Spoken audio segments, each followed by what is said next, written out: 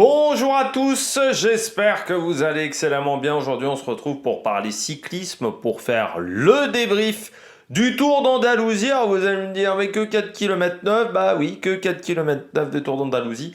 Bon, on y reviendra un petit peu plus tard sur l'intérêt de cette course. N'hésitez pas à vous abonner à la chaîne, à réagir dans les commentaires, à mettre un pouce bleu, à partager la vidéo sur les réseaux sociaux, notamment auprès de vos proches, si vous pensez que ça peut les intéresser. Dans les commentaires, n'hésitez pas à me dire qui vous a plu, qui vous a déçu. EPS 2.0 sur la plateforme de podcast, Amazon, Deezer, Spotify, Google, TikTok, le débrief des compétitions en direct, les shorts également juste après l'arrivée. Si vous avez les moyens et que vous voulez soutenir mon travail, vous pouvez faire un super thanks et je remercie les gens qui le font. Et puis, vous avez également la possibilité d'aller voir les différentes playlists des différentes courses, notamment le biathlon, l'Arca Ultimate Challenge, même du côté du cyclisme, vous avez une playlist spéciale, notamment Tour de l'Algarve. On commence tout de suite avec ce Tour d'Andalousie. Alors oui, seulement 4 km 9 de course, c'est un petit peu court pour une course par étape.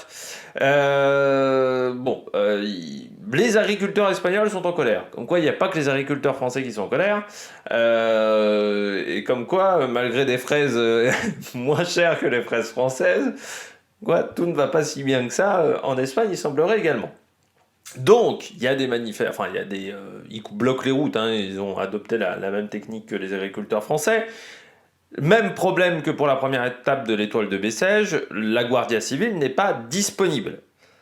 La différence, c'est que l'étoile de Bessèges avait réussi à se dérouler aussi parce que sur la fin, les agriculteurs avaient fait moins de barrages, parce qu'on était plutôt sur la fin du conflit. À ce moment-là. Alors que du côté du Tour d'Andalousie, bah, pour le moment, le conflit perdure. Je pense aussi que les organisateurs se sont peut-être un peu moins bien débrouillés que les organisateurs de l'étoile de Bessèges. Il semblerait que on n'ait pas réussi à s'entendre avec la Guardia Civile. Est-ce qu'il n'aurait pas fallu faire des courses en circuit, par exemple? Est-ce que ça, c'était pas possible de faire des étapes peut-être sur des circuits d'une trentaine de kilomètres? Ce qui permettait d'éviter d'utiliser trop de Guardia Civile. Ça aurait pu être un circuit qu'on faisait à 5 ou 6 reprises demain et dimanche un petit peu la même chose. Est-ce que ça, ce n'était pas possible à mettre en place? Mais moi, je ne comprends pas pourquoi on n'a pas annulé la course. Bon, certains vont dire c'est à cause des sponsors. Oui, mais un sponsor, là aujourd'hui, les sponsors, on les a vus pourquoi? Sur un prologue qui se déroulait entre 13h30 et 15h. Les sponsors, là, ils n'ont eu aucune visibilité sur une seule étape. Le mec avait acheté la banderole des 20 derniers kilomètres, parce qu'il y avait peut-être une banderole des 20 derniers kilomètres. Sa banderole, on ne l'a jamais vue de toute la semaine, au final. Donc ça va être très compliqué pour les organisateurs. Je pense qu'ils ont fait une étape pour dire on a fait une étape et vous pouvez pas nous embêter en termes d'organisation. Et donc certains ne seront pas remboursés au niveau des sponsors, mais je pense qu'il aurait plutôt fallu tout annuler parce que là c'est ridicule. Et surtout j'espère que la course n'aura pas les points UCI d'une course par étape. Parce qu'on n'a eu qu'une seule journée. Donc on ne peut pas appeler ça une course par étape. Donc, pour le moment, vous voyez même que là, on est sur le site Pro Cycling Stats, il n'y a pas de point UCI marqué, il est 18h39, parce que je pense qu'on est dans un vrai imbroglio. Et puis, l'UCI commencera à réfléchir à ça peut-être à partir du 15 août. Parce que on sait que David Lapartien est très occupé, et puis c'est pas comme si à l'UCI, on était ultra rapide dans ce genre de dossier, mais c'est vrai là, c'est quand même très ridicule sur cette course du Tour d'Andalousie. C'est pas la seule course où c'est ridicule, parce que en France, on va avoir le Tour des Alpes-Maritimes et du Var. Enfin, je sais plus comment il s'appelle, ça ne s'appelait plus que le Tour des Alpes-Maritimes maintenant, vu qu'il y a la Classique Var, qui est une course par étape de 2 jours. On aurait pu en fait faire 3 classiques. Je pense que ça aurait été plus intéressant de faire 3 courses d'un jour, comme les trophées Palma de Majorque, on aurait appelé ça les trophées des Alpes-Maritimes et du Var. Il y aurait eu la classique Var, il y aurait eu la classique Sofia Antipolis, la classique je sais pas quoi, le 3e jour. Ça aurait été plus intéressant en plus pour les équipes, parce que 3 fois une classique, ça veut dire 3 fois 120 points. Potentiellement, c'est-à-dire qu'il y a plus de points disponibles sur les courses d'un jour que sur les courses par étape, que là, faire une course par étape de 2 jours, faut bien le dire, va pas avoir énormément d'intérêt. On regarde tout de suite ce chrono du Tour d'Andalousie, le vainqueur du jour, qui a fait une énorme performance, quand même, il faut le dire. C'est Maxime Van Gils, le Belge, très très bon aujourd'hui. 10 secondes de mis à Ron Ayuso et à Tiberi, qui sont quand même des coureurs très performants dans ce domaine-là. Sur un parcours de 4,9 km, c'est ultra performant. C'est-à-dire qu'il aurait mis 20 secondes sur 10 km, sur 20 km, ça aurait été 40 secondes. Donc voilà, c'est quand même un écart en termes de performance qui est énorme.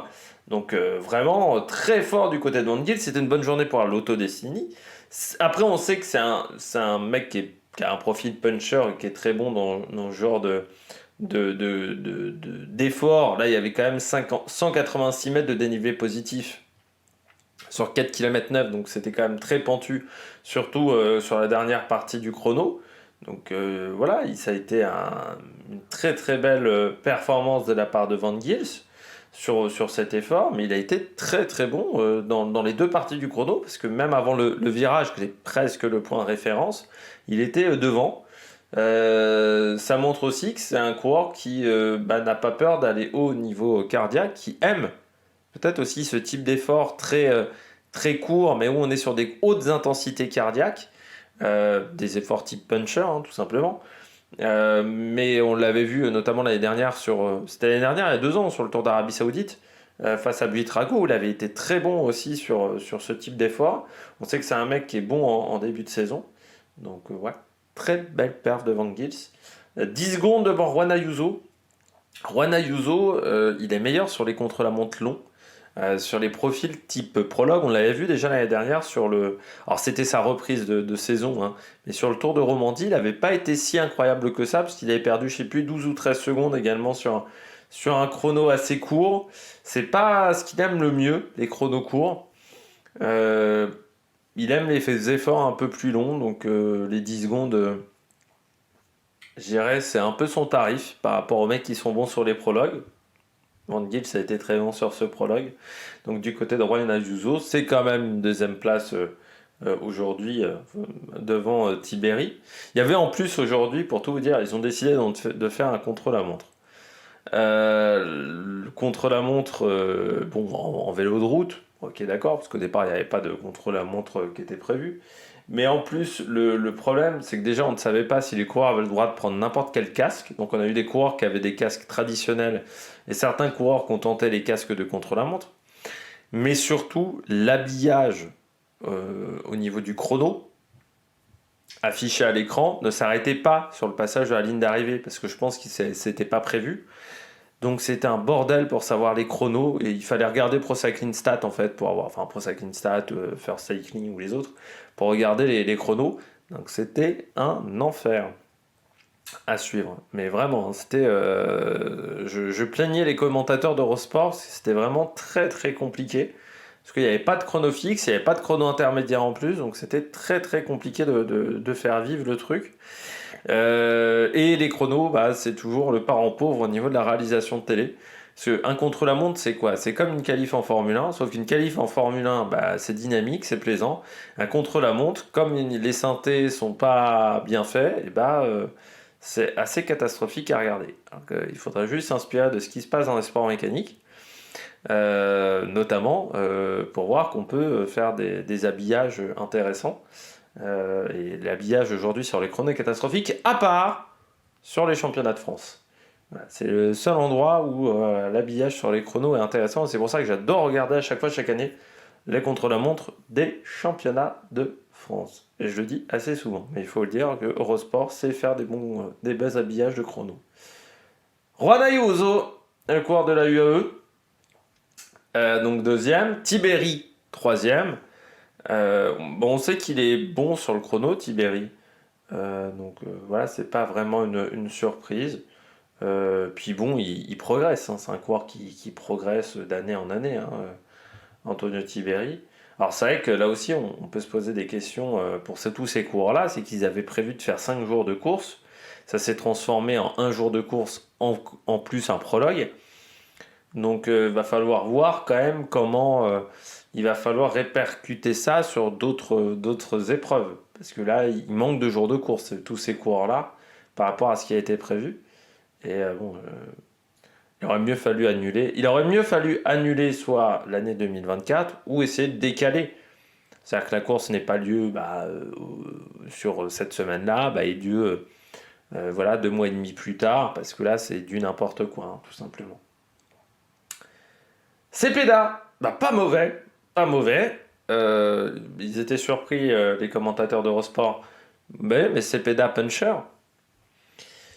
Le prologue, ça convient très bien aux sprinters, aux punchers, parce que tu vas haut dans les intensités. Alors, certains sprinters et des sprinters qui n'aiment pas du tout ça, mais les sprinters, par exemple, Arnaud Démare est pas mauvais sur ce style d'épreuve. Ça convient pas forcément aux bons coureurs de contre-la-montre, ça convient surtout aux spécialistes de la poursuite aussi, qui sont toujours les mecs qui font du cyclisme sur piste, ils sont bons.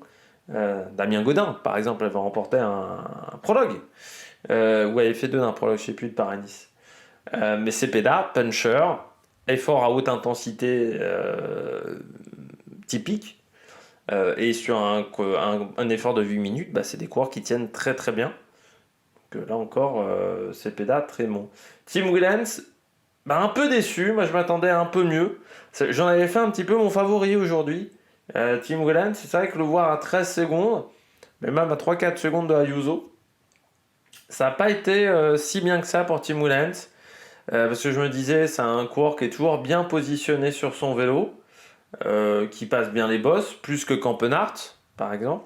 Donc c'est vrai que je me disais, tiens, ça peut peut-être le faire. Non, ça a été un petit peu compliqué. On retrouve ensuite Sylvain Moniquet, Buitrago. Baudin, premier français, qui confirme son très bon début de saison. Alex Baudin, du côté de Decathlon AG2R. Donc très très bon résultat pour le français, parce qu'il finit quand même devant Marc Solé, ou devant un Félix Gall ou Rafal Maika. Donc c'est très très bien pour Alex Baudin. Raphaël Maika, 26 secondes de perdu. Alors certains diront que c'est beaucoup, oui, mais comme c'est un coureur qui fait jamais les chronos à fond, ça fait depuis très longtemps que Maika n'a pas fait un chrono à fond. Il n'a jamais été très bon sur le chrono, mais en plus maintenant il ne fait plus du tout à fond. Il n'a plus d'objectif à ce niveau-là. Donc 26 secondes de perdu. Devant Caruso. Caruso qui redémarre plus tôt que certaines années, parce que certaines années, il fallait l'attendre autour de Sicile. Donc du côté de Damiano Caruso. Oui, pas un grand début. Je ne l'ai pas vu moi à l'écran, parce que Van Gils par exemple n'a pas été diffusé. Caruso, je ne l'ai pas vu non plus. Donc pas fantastique. Félix Gall, des coudes, ça se plie, Félix Gall. Alors il a progressé sur sa position de vélo de chrono. Vraiment, regardez sa position. Ils ont fait une petite vidéo. Il a vraiment une position beaucoup plus ramassée qu'auparavant, parce que Gall, il y avait déjà un problème de position sur le vélo. L'année dernière, il avait une position sur le vélo, il était hyper haut. C'est-à-dire qu'il était déjà avec les prolongateurs droits. Donc, je ne sais pas si vous voyez mes mains, mais prolongateurs droits. Vous savez, vous avez les prolongateurs coudés. Vous pouvez vous cacher un petit peu comme ça, à la Remco Evenepoel, et puis vous avez les prolongateurs droits. Quand vous êtes les prolongateurs droits, vous avez une prise au vent énorme. Il y a quasiment plus de coureurs qui utilisent vraiment des prolongateurs droits, parce qu'il y a toujours un petit coude sur le prolongateur. Et là, notre ami Gall, sur le chrono l'année dernière, sur le Tour de Suisse, il a un prolongateur droit, mais il a une position qui est ignoble. Donc déjà, le fait d'avoir amélioré sa position, tu progresses. Bon, ensuite, après, on ne transforme pas un âne en cheval de course du jour au lendemain. C'est-à-dire qu'il part quand même avec un gros déficit sur les contre-la-montre. Mais s'il passe déjà de 5 minutes à 3 minutes 30 de retard sur 40 km, ça sera déjà une énorme progression du côté de Félix Gall. Mais voilà, il faudra encore voir avec un vrai vélo de chrono, parce que là, sa position, il était coude pas du tout plié. Donc ça pouvait pas le faire. Devant Vendramé, donc Decathlon AG2R, il y en a quand même 4 dans le top 20. Il n'y a que UAE qui fait aussi bien. Parce que UAE, il y a Ayuso, il y a Marc Solé, il y a Tim Willems et il y a Maika. Voilà, dans le top 20. Mais il n'y a que 2 équipes qui en ont mis 4 dans le top 20, donc belle performance. Un peu déçu des Movistar aujourd'hui. Premier coureur, Serrano 10e. Javier Romo, je m'attendais à un peu mieux, il est que 16e. Je me disais, tiens, Javier Romo, comme Nelson Oliveira aussi. Normalement, c'est un spécialiste du chrono, Nelson Oliveira, mais il aime les efforts plus longs. Je pense que c'était un peu court pour lui. Mais Javier Romo, normalement, c'est un coureur qui est performant, et là, ça a été un peu dur pour lui. Axel Laurence, comme je vous disais, un effort qui convient bien aussi aux sprinters, Bon, bah, il perd quand même 35 secondes à Axel Laurence. Donc après, on avait vu hein, à Alès, le contre-la-montre, c'est pas encore trop sa tasse de thé, parce que bon, il finit devant Sepulveda, mais Sepulveda, c'est pas vraiment une référence dans la discipline. Et puis après, bon, on voit quand même quelques coureurs. Kovi aussi, on aurait pu s'attendre à mieux, parce qu'Alexandro Kovi a des qualités de puncher. Donc sur un vélo autre qu'un vélo de chrono, ça aurait pu le faire. Campenard, je pense qu'il a compris que le final lui convenait pas. Et puis Campenard, ça n'a jamais été bon aussi sur les efforts type prologue. Il est meilleur sur les efforts un peu plus longue distance. Woodpool, ça c'est loin. Jack Egg, 45 secondes. Hein. Aussi, ça fait quand même beaucoup pour le grimpeur australien. Guerrero, 44 secondes, il finit loin, Guerrero. Lui qui doit se ressaisir après une année 2023 qui n'a pas été sensationnelle chez Movistar. Fortuneto, bon, 49e, je dirais que c'est presque bien par rapport à d'habitude pour Fortunato, puisqu'il n'est pas dans les 10 derniers de l'étape. Il n'aime pas du tout ça, le chrono. Et puis après, bon, bah, on est loin. Hein. On est loin dans cette étape. Donc la seule journée de course. Il y a beaucoup de coureurs aussi qui ne l'ont pas fait à fond. Hein. Ce Godson Martin est fini à 1,50. Il n'y avait pas de délai aujourd'hui, donc tu faisais la course, tu arrivais. Mais bon, c'est sûr que beaucoup de coureurs auraient aimé avoir deux autres étapes. Je pense que les organisateurs se sont pas bien débrouillés dans l'affaire. Bon, bah, j'espère que vous avez aimé cette vidéo. Nous, bah, on se retrouve demain pour d'autres épreuves. D'ici là, n'hésitez pas à vous abonner à la chaîne et à rager dans les commentaires. Allez, ciao ciao!